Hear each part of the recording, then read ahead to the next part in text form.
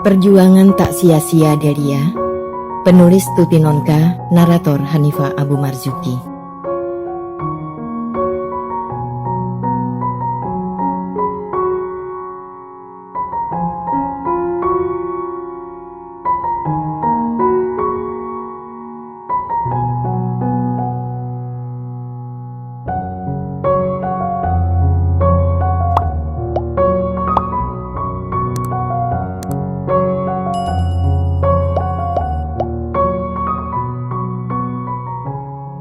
Malam diliputi ketenangan yang menghanyutkan. Tidak ada bulan, tetapi langit yang bersih menyajikan ribuan bintang bertebaran di angkasa luas. Seleret selendang putih yang terdiri dari jutaan bintang, galaksi Bima Sakti, melengkung dengan indah pada arah timur barat. Dan setiap kali langit bersih tak berawan, udara menjadi sejuk. Sekali dua kendaraan melintas di depan rumah Delia. Lampu jalan yang terletak beberapa puluh meter dari depan rumah Delia sudah beberapa hari padam. Agaknya belum ada yang melapor ke PLN, sebab sampai malam itu pun lampu tetap belum menyala. Untung hanya satu lampu yang mati, sehingga jalan masih mendapat penerangan dari lampu-lampu yang lain. Beranda rumah Delia memang tidak diberi lampu, hanya memperoleh biasan sinar yang memancar dari kamar tamu. Di kursi panjang dari rotan yang terletak di sudut, Delia duduk berdampingan dengan Rizal. Lengan kanan Rizal melingkar di belakang bahu Delia, sementara tangan kirinya mengelus jari jemari gadis itu. "Kau tidak begitu gembira malam ini, Lia. Ada apa? Barangkali aku telah mengatakan sesuatu yang tidak menyenangkan hatimu. Katakan sajalah, supaya aku bisa membetulkannya," kata Rizal perlahan. Delia menggeleng lemah. "Tak ada apa-apa. Aku biasa saja," sahutnya. "Kau selalu saja begitu. Jangan menutup diri, Lia. Masa padaku kau masih menyembunyikan sesuatu? Aku ingin merasakan apa yang kau rasakan. Seperti juga aku ingin kau merasakan apa yang kurasakan." Delia mengangguk, tapi belum juga menjawab. Rizal mencium tengkuknya dengan lembut. "Nah, katakanlah," bisiknya perlahan. Delia menghela nafas. "Aku merasa berdosa pada Nanin. Aku merebutmu darinya. Sungguh jahat rasanya menikmati kebahagiaan setelah menyakiti orang lain," kata Delia lirih. Rizal menegakkan duduknya. Dipegangnya pipi Delia, lalu perlahan diputarnya wajah Delia menghadap ke arahnya. "Siapa yang mengatakan kau merebutku darinya, Lia? Itu sungguh tidak benar. Aku dan dia hanya berkawan baik karena kami pernah 3 tahun bersama-sama di SMA. Aku tidak pacaran dengan dia. Kalaupun kami pernah beberapa kali pergi bersama, itu hanyalah karena dia membutuhkan teman. Demikian juga aku. Manusia tidak dapat selalu sendirian, Lia. Pada saat-saat tertentu, dia membutuhkan manusia lain yang bisa diajaknya berkomunikasi. Itu sudah menjadi satu kebutuhan yang manusiawi," kata Rizal tanpa melepaskan tangannya dari wajah Delia. "Iya, aku mengerti. Tapi dia mencintaimu, Mas Rizal. Dia pasti sedih kau tinggalkan." Rizal menarik napas. Tangannya turun membelai bahu Delia. "Orang tidak bisa selalu gembira dalam hidupnya, Lia. Suatu ketika orang bersedih, suatu ketika bahagia. Saat ini mendapat kemalangan, di saat yang lain memperoleh keberuntungan. Itu sudah selalu begitu. Lihatlah pada diri kita sendiri. Kemarin kita prihatin dan sedih. Sekarang bahagia bersama. Aku tidak menyangkal. Mungkin benar Nanin mengharapkan aku. Tetapi dia pun tahu aku mencintaimu. Aku sendiri yang mengatakan padanya. Bahkan ketika aku kira kau masih dengan Rahmat. Saat ini mungkin dia bersedih. Tapi aku percaya. Tidak lama lagi dia akan melupakan kesedihannya. Waktu terus berputar dan manusia hidup dalam waktu. Sehingga ikut juga berjalan. Tidak berhenti di masa lalu. Lia, orang tidak bisa selalu menyenangkan hati orang lain. Suatu saat kita terbentur pada kebutuhan hidup kita sendiri dan mau tak mau terpaksa mengalahkan kebutuhan hidup orang lain di atas diri kita. Delia mendengarkan kalimat Rizal yang panjang dengan diam. Dicobanya untuk mengerti. Hatinya sedikit terhibur, tetapi satu perasaan lain, semacam rasa sedih dan tidak puas, tetap saja mengganggu hatinya. Dia tentu sangat baik kepadamu, katanya dengan kesal. Ya, boleh dikatakan memang begitu. Dan Mas Rizal tentu juga sangat baik padanya. Aku tak percaya kau sama sekali tidak menaruh hati pada Nanin, kata Delia menahan tangis yang tiba-tiba saja mau meledak. Rizal tertawa perlahan. Dipeluknya Delia ke dadanya, dibelai dan diciumnya rambut Delia yang panjang. Aku tahu sekarang, kau cemburu. Tetapi Lia, coba dengarkan. Dengan jujur kukatakan padamu, kau bukan gadis pertama yang menarik perhatianku. Sebelum ini aku pernah beberapa kali berhubungan dekat dengan seorang gadis, baik waktu masih SMA di sini maupun setelah berada di Malaysia. Aku banyak mengenal gadis-gadis selain kau. Kupikir itu suatu hal yang wajar dalam kehidupan manusia. Hanya dalam dongeng dijumpai seorang pemuda yang bertemu dengan gadis pujaannya, kemudian hanya sekali itu jatuh cinta dan tak pernah lagi memikirkan wanita lain dalam hidupnya. Dalam kenyataan tidak demikian. Orang perlu mencari untuk menemukan cintanya yang sebenarnya. Begitu juga aku. Setelah beberapa kali berhubungan dengan seorang gadis, menilai dan membandingkan ke sana kemari, akhirnya aku memilih kau. Pilihanku tidak sembarangan dia. Bukan asal yang ada, lantas begitu saja ku ambil. Tidak. Kau sudah melalui seleksi yang ketat, meskipun barangkali kau tidak tahu. Cintaku padamu bukan cinta anak SMA yang masih ingusan. Cintaku adalah cinta laki-laki dewasa yang sudah matang dan banyak pengalaman. Mungkin berbeda denganmu, Lia, tapi itulah. Pria dan wanita memang berbeda. Wanita tidak harus memiliki pengalaman bercinta ketika memasuki pernikahan. Tetapi kebanyakan pria membutuhkannya. Karena dialah yang nantinya akan memimpin dan menuntun istrinya. Rizal mengangkat wajah Delia. Dengan lembut, diusapnya air mata yang mengambang di sudut mata Delia dengan ujung jarinya.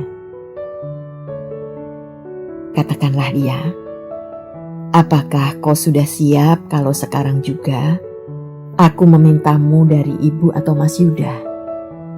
Bisiknya perlahan. Mereka berpandangan. Dalam keremangan beranda itu, Delia melihat kesungguhan tekad yang terpancar dari wajah Rizal. Delia luluh. Dengan terharu disusupkannya wajahnya ke bahu Rizal. Rizal menyambutnya dengan pelukan erat. Disisirnya rambut Delia dengan jari jemarinya, diciuminya berulang kali.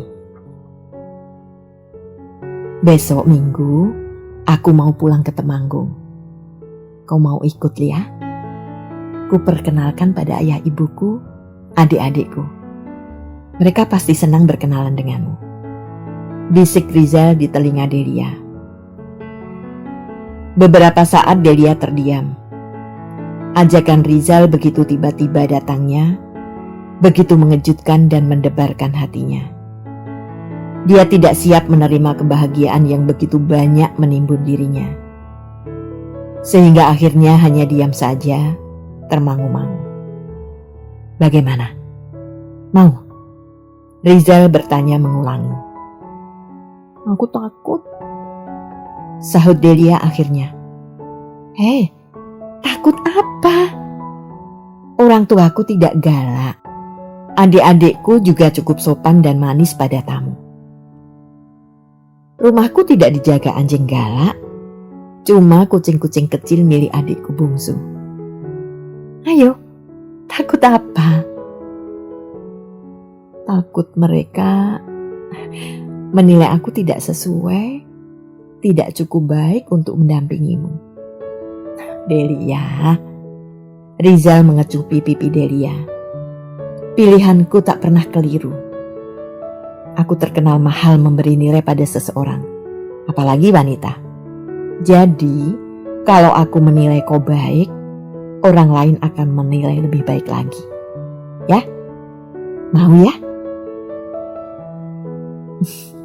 Delia tersenyum, lalu pelan mengangguk. Nah, begitu, kata Rizal senang.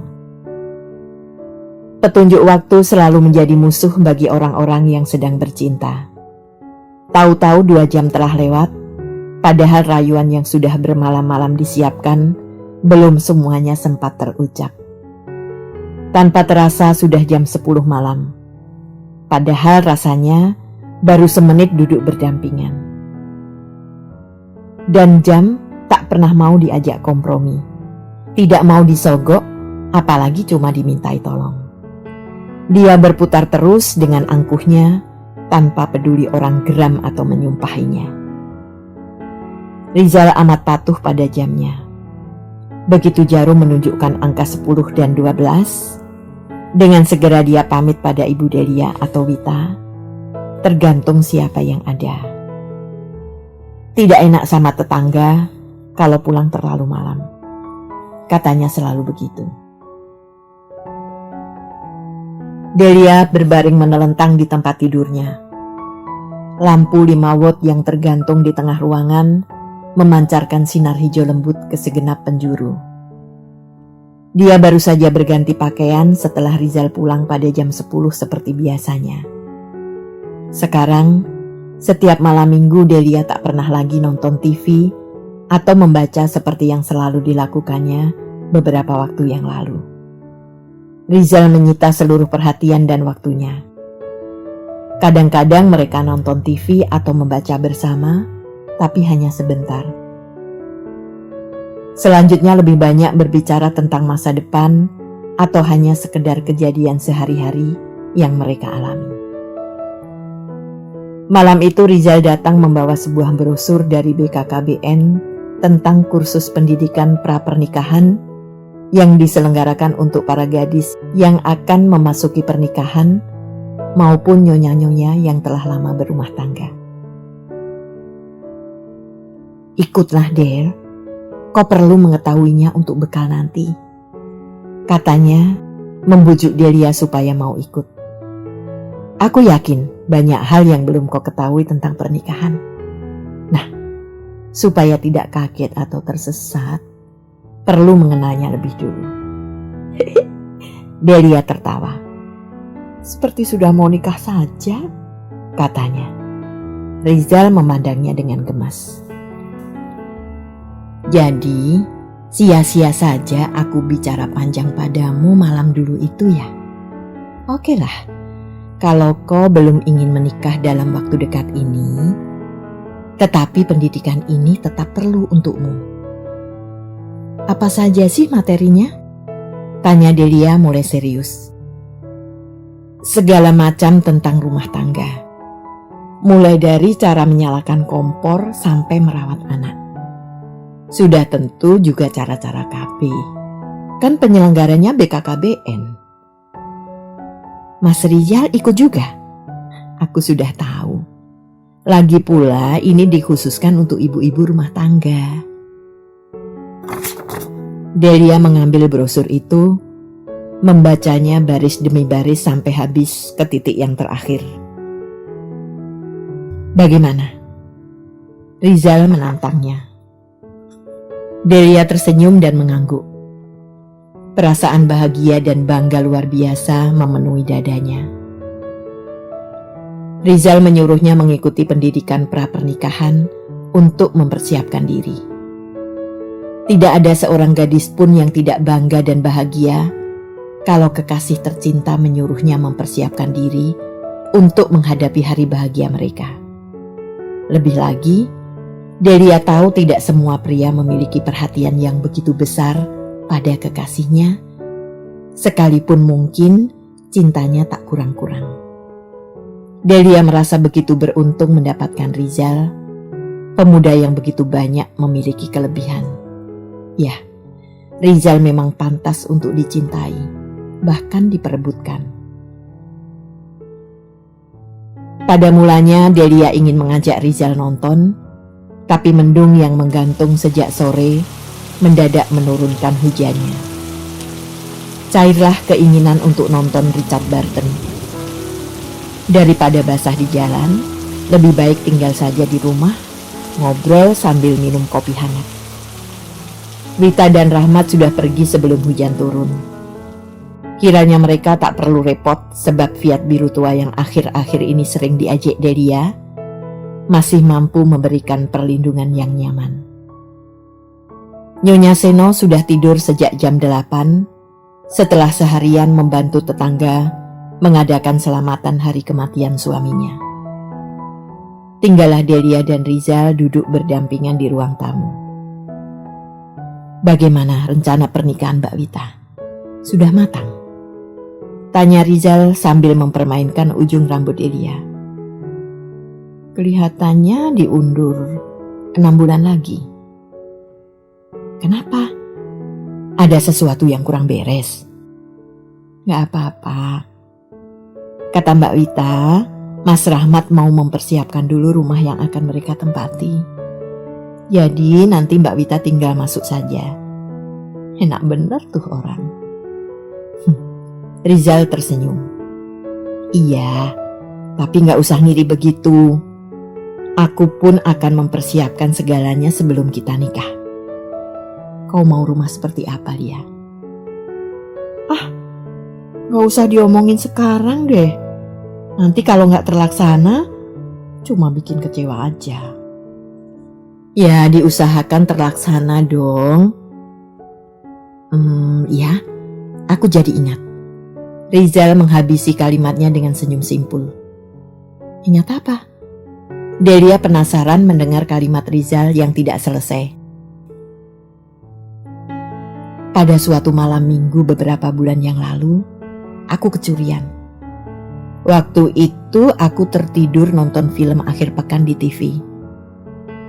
Ketika terbangun di tengah malam, dengan heran dan kaget, aku mendapati seorang gadis sedang mencuri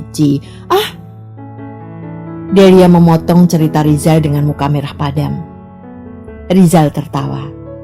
Ditariknya Delia ke dalam pelukannya.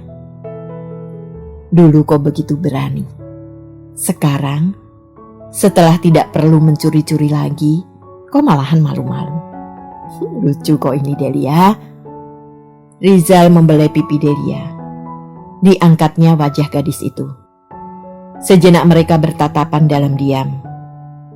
Setiap kali bertatapan demikian, Delia selalu teringat Tris yang mengolok bentuk hidungnya jelek. Dan Delia selalu saja digelitik keinginan untuk menutupi hidungnya. Delia mengalihkan matanya, merasa rikuh berhadapan muka begitu dekat. Tetapi Rizal memutar wajahnya kembali, menunduk dan mengecup bibir Delia. Delia diam, tidak menolak, tapi juga tidak membalas. Gelombang-gelombang hangat terasa menggulung dirinya, dari ujung rambut mengalir sampai ujung kaki, berbalik kembali menjadi getaran-getaran yang melemaskan segenap sendi tubuhnya. Rizal menekan tubuh Delia ke dadanya, membelai leher Delia, dan meremas bahunya dengan segenap kerinduan yang ditumpahkan. Delia memejamkan matanya. Segenap permukaan tubuhnya terasa seperti dialiri listrik tegangan rendah, menggetarkan tapi tidak membuatnya mati hangus. Tetapi ketika tangan Rizal yang membelai lehernya dengan perlahan turun ke dada, tegangan rendah itu melonjak menjadi ribuan volt. Dengan terkejut, Delia melepaskan diri dari lingkaran lengan Rizal. Tubuhnya meregang, berdesir-desir seluruh permukaan kulitnya. Napasnya sesak, meluncur satu-satu dari hidungnya dengan susah. Delia memandang Rizal dengan perasaan campur aduk. Terkejut, takut, ingin marah sekaligus tidak percaya, Rizal melakukannya dengan sengaja. Rizal menatapnya lurus-lurus. "Kenapa dia?" bisiknya pelan. Delia menarik napas berat sebelum kemudian memalingkan wajahnya ke samping. "Mestinya aku yang bertanya. Kenapa Mas Rizal?" Delia tidak sampai hati menyelesaikan kalimatnya. Rizal tertawa lembut. Kembali dia lingkarkan lengannya ke bahu Delia. "Jadi benar apa yang kukatakan tadi kan? Kau tidak tahu apa-apa soal hubungan lelaki dan wanita." "Ya, aku tahu. Kau belum pernah mengalaminya sebelum ini, bukan?" "Aku tahu. Tapi tentunya tidak sekarang. Mas Rizal tidak boleh..." "Kupikir pengetahuan agama Mas Rizal cukup baik kan?" Rizal tersenyum, mengangguk-angguk. "Aku senang melihat rasa keagamaanmu masih cukup kuat. Tetapi bagaimana ya? Jangan terlalu kaku lah. Delia, seperti katamu, aku cukup tahu ajaran agama. Sejak kecil ayah ibu mendidikku dengan ketat. Karena itu, bagaimanapun usilnya aku, atau entah kau menyebutnya apa, aku tahu di mana aku harus berhenti. Jangan takut, Delia. Aku tidak akan membuatmu suatu saat nanti terpaksa merasa menyesal." Delia tidak menjawab. Dengan kaku, disandarkannya punggungnya ke kursi. Matanya merenung jauh keluar jendela. Bagaimanapun juga, dia belum dapat begitu saja menerima penjelasan Rizal. Rasa malu melecut-lecut hatinya. Dibayangkannya betapa akan tebal dan merah wajahnya kalau sampai kawan-kawannya tahu dia telah sejauh itu dimiliki seorang lelaki. Rasa moral yang masih tinggi membuatnya merasa menyesal dan tertekan. Dia tahu kawan-kawannya yang berpacaran juga berpelukan dan berciuman, tapi dia tidak membayangkan akan sampai pada hal-hal yang lebih dalam. Berita tentang seorang gadis yang hamil bukan barang baru lagi baginya. Bahkan karena seringnya, dia lantas menganggapnya sebagai hal yang biasa. Tetapi ketika dia sendiri yang tersentuh, Delia merasakannya sudah sebagai pelanggaran yang luar biasa.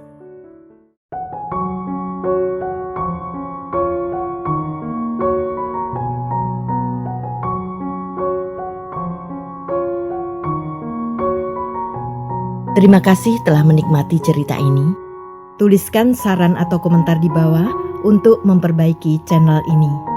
Jangan lupa tekan tombol subscribe, like, and share.